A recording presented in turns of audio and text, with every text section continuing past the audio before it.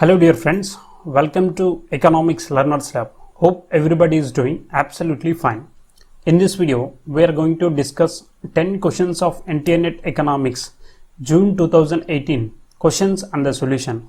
Let us see the first question. Question number 21. Which of the following statements about the India's balance of payments is not correct? Choice number 1.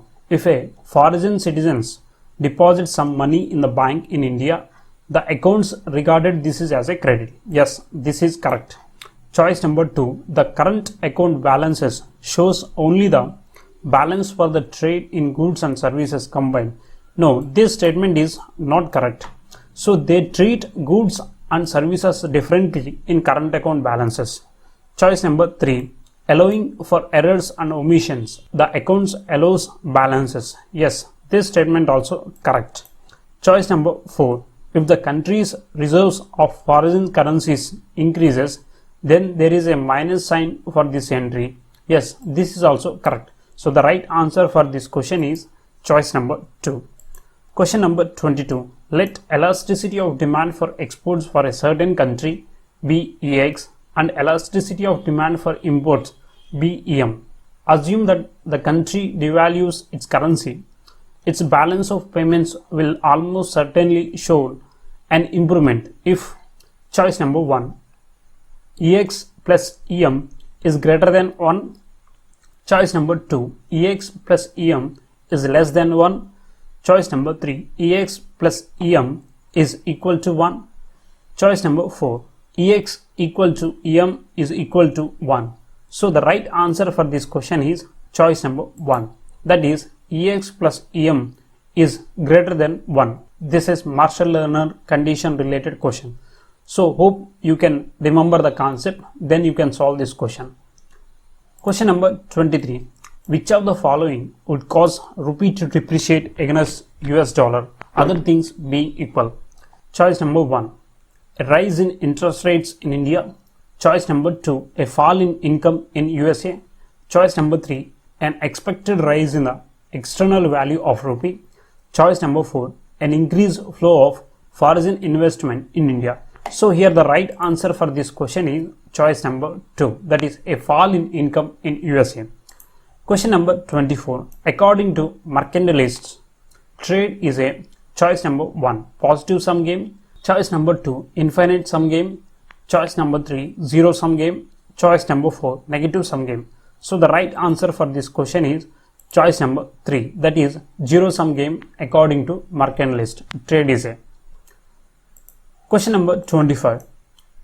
There is a incomplete specialization in production when the country faces choice number 1 constant opportunity cost, choice number 2 decreasing opportunity cost, choice number 3 increasing opportunity cost, choice number 4 indeterminate opportunity cost. So here the right answer for this question is choice number 3, that is increasing opportunity cost. Why it is happen? When there is a no specialization in the factors, there you will see a increasing opportunity costs. Question number 26.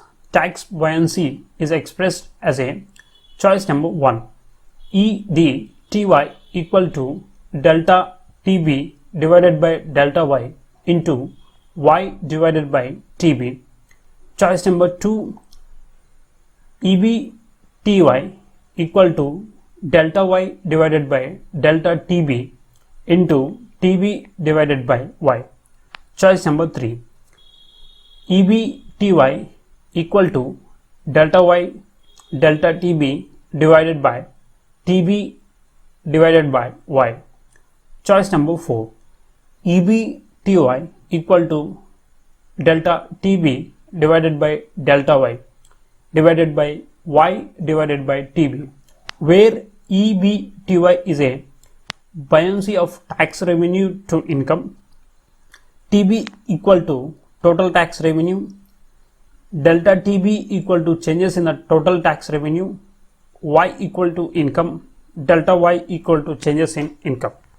So here the right answer for this question is choice number 1. So choice number 1 is a exact equation for the tax buoyancy expression. Question number 27.